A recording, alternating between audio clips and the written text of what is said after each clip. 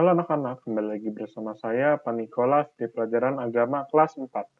Ya anak-anak, mohon maaf, karena minggu kemarin saya salah memasukkan bab atau pelajaran yang untuk kita pelajari, maka sekarang kita akan belajar pelajaran sebelumnya, yakni pelajaran 19 dari buku agama ini. Jangan lupa kalian membawa buku agama ini ketika pembelajaran ya. Sekarang kita akan masuk ke pelajaran 19, yakni doa syukur dalam gereja di halaman 67. Silakan dibuka ya anak-anak. Ya. Kita ada 3 tujuan pembelajaran hari ini. Yang pertama, menjelaskan arti syukur dalam gereja Katolik. Yang kedua, menjelaskan hari raya dalam gereja Katolik.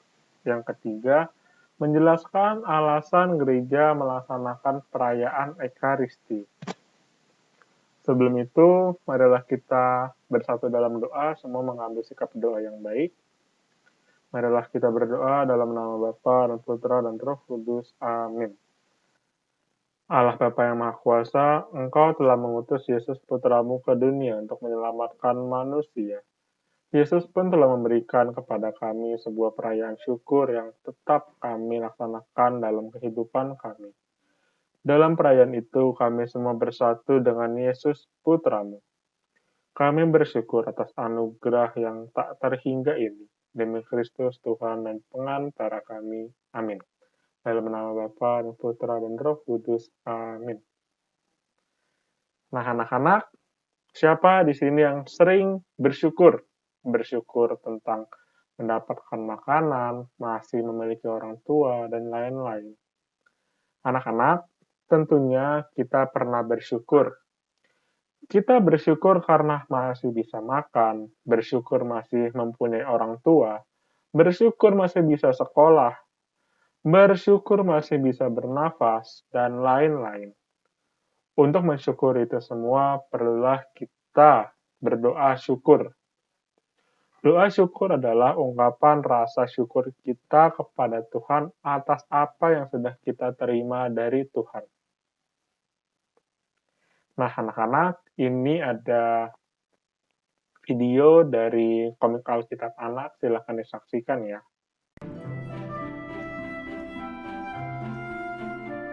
Yesus menyembuhkan yang sakit dan memberi makan yang lapar. Ia mengasihi yang terbuang dan mengajar semua orang tentang kerajaan Allah. Tetapi para pemimpin agama tidak menyukai ajarannya dan iri padanya.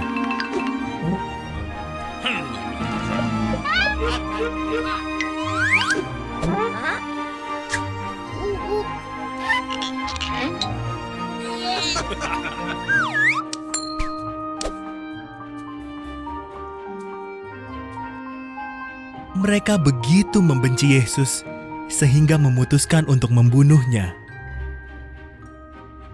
Mereka memberi 30 keping perak kepada Yudas, salah satu murid Yesus, agar ia menyerahkan Yesus kepada mereka.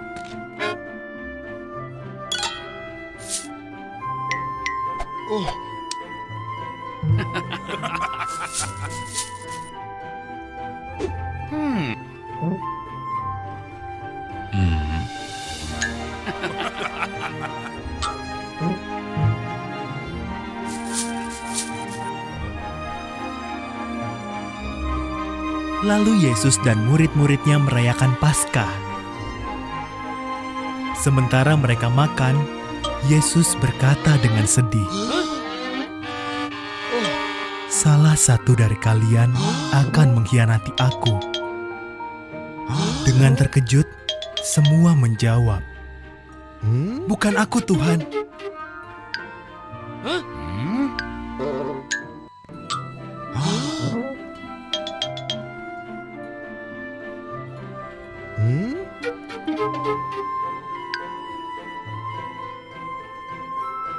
"Benar," kata Yesus. "Salah satu dari kalian di sini akan mengkhianati aku." Yudas berkata, "Bukan aku ya Tuhan." "Engkau tahu, kau orangnya," jawab Yesus. Pergilah, lakukan segera. Yudas pun pergi.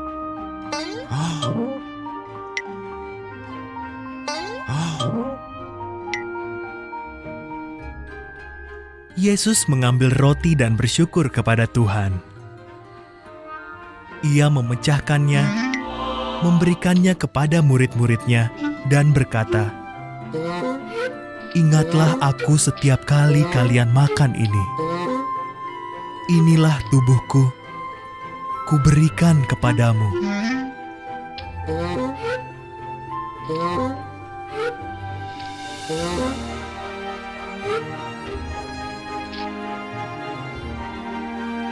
Lalu Yesus mengambil cawan dan bersyukur pada Tuhan. "Mari, tiap orang minum dari cawan ini," katanya. "Inilah darahku, dicurahkan agar dosa-dosa dapat diampuni."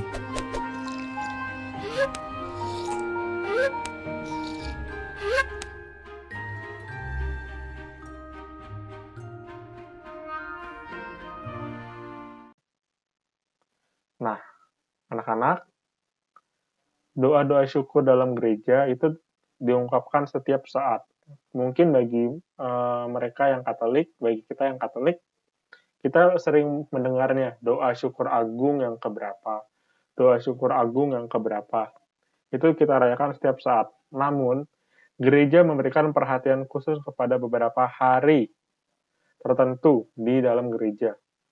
Hari raya dalam gereja Katolik sebagai berikut. Ini hanya sedikit aja, sebenarnya masih banyak sekali hari raya di dalam gereja Katolik. Yang pertama, hari raya Natal pada tanggal 25 Desember. Yang kedua, hari raya Epifani untuk memperingati hari raya penampakan Tuhan kepada 3 raja atau kepada 3 orang Majus sama saja. Minggu Palma memperingati Yesus memasuki kota Yerusalem sebagai Raja Damai. Kamis Putih untuk memperingati perjamuan terakhir yang diadakan Yesus. Lalu Jumat Agung untuk memperingati sengsara dan wafat Yesus di salib. Minggu Paskah untuk merayakan kebangkitan Yesus. Pentakosta merayakan turunnya Roh Kudus atas para rasul. Sebenarnya masih banyak lagi hari raya dalam gereja Katolik, tapi ini hanya dimasukkan sedikit saja. Lalu, kita patut bersyukur kepada Tuhan karena telah menyerahkan tubuh dan darahnya kepada kita. Pada peristiwa perjamuan malam terakhir, Yesus membagi-bagikan roti kepada para muridnya dan berkata, "Ambillah, makanlah, inilah tubuhku." Dan mengedarkan piala berisi anggur, Yesus mengucapkan, "Minumlah kamu semua dari cawan ini, sebab inilah darahku, darah perjanjian yang ditumpahkan bagi banyak orang untuk pengampunan dosa." Seperti yang tadi kita lihat di video, sebenarnya ini kata-katanya. Lalu Yesus mengadakan perjamuan terakhir karena pada malam itu juga ia akan ditangkap, ia akan menderita dan akan wafat disalib pada sore harinya. Kurang lebih jam 3 sore. Lalu, perjamuan terakhir yang diadakan Yesus terus kita laksanakan sampai hari ini, sampai sekarang, yaitu ada di perayaan Ekaristi. Dalam perayaan Ekaristi, kita mengenangkan Yesus yang bersabda, itu di liturgi sabda. Kita sering merayakannya ketika ada bacaan-bacaan, itulah yang disebut liturgi sabda. Jadi ada bacaan 1, bacaan 2, bacaan Injil, itulah Yesus sedang bersabda. Dan Yesus sungguh-sungguh hadir dalam tubuh dan darahnya ketika komuni, itu di liturgi Ekaristi. Yesus menjadi sumber perayaan gereja karena Ekaristi menjadi pola bagi seluruh perayaan gereja. Maksudnya apa sih, Pak? Jadi Ekaristi itu adalah puncak dari seluruh perayaan Ekaristi. Nama juga perayaan Ekaristi itu menjadi seluruh puncak. Jadi Eukaris itu perayaan Ekaristi. Itu menjadi seluruh puncaknya.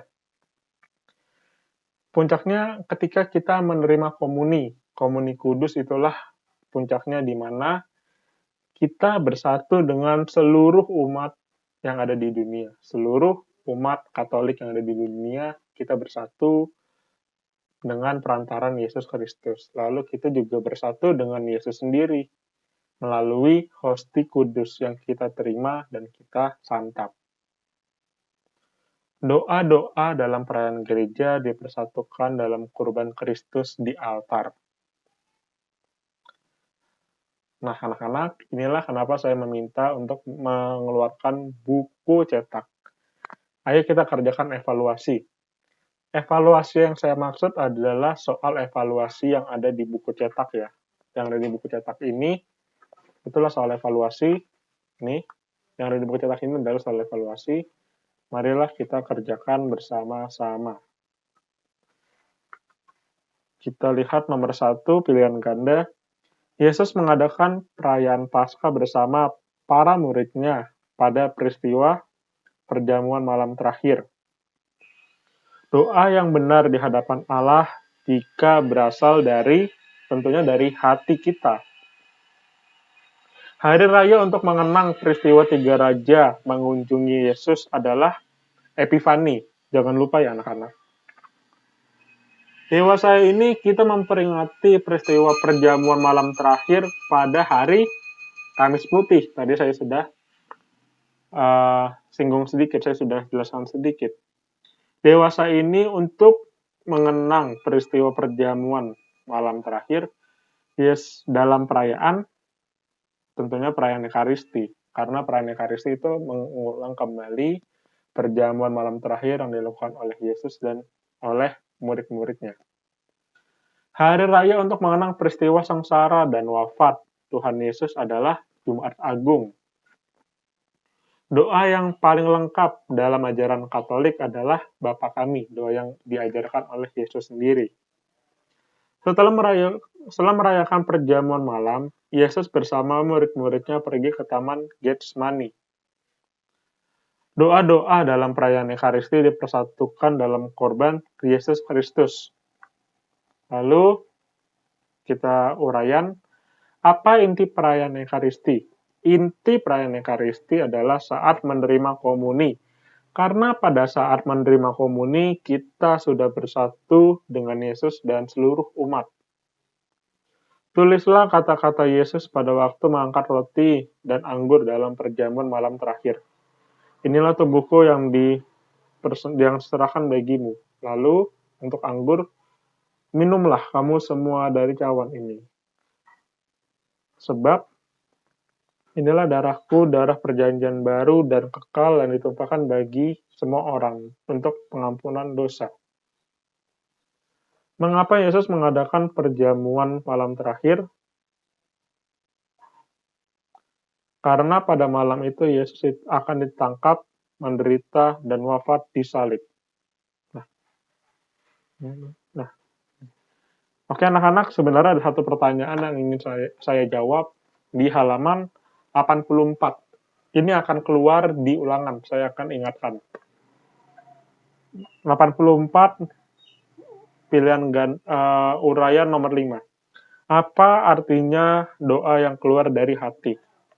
Doa yang keluar dari hati adalah doa yang tulus dari dalam hati. Artinya, doa itu sungguh-sungguh keluar dari perasaan kita. Penugasan sudah ada di Edmodo, jangan lupa dikerjakan ya. Tuhan memberkati, ingat dikerjakan dengan serius dan sungguh-sungguh. Sebenarnya ini bukan penugasan, tapi ulangan. Makanya dikerjakan dengan serius dan sungguh-sungguh. Oke? Doa penutup. Semuanya, marilah kita bersikap doa yang baik. Marilah kita bersatu dalam doa, dalam nama Bapa dan Putra dan Roh Kudus. Amin. Allah Bapa yang Maha Kuasa, terima kasih karena Engkau baik kepada kami. Terima kasih pula karena Engkau memberikan Putramu Yesus Kristus sebagai penyelamat dunia. Berkatilah kami agar dapat lebih rajin lagi merayakan perayaan syukur yang ada di dalam gereja. Berkatilah pula kami agar dapat semakin rajin mengucap syukur kepadamu. Demi Kristus Tuhan dan pengantara kami. Amin. Dalam nama Bapa dan Putra dan Roh Kudus. Amin. Sampai jumpa semuanya. Dadah.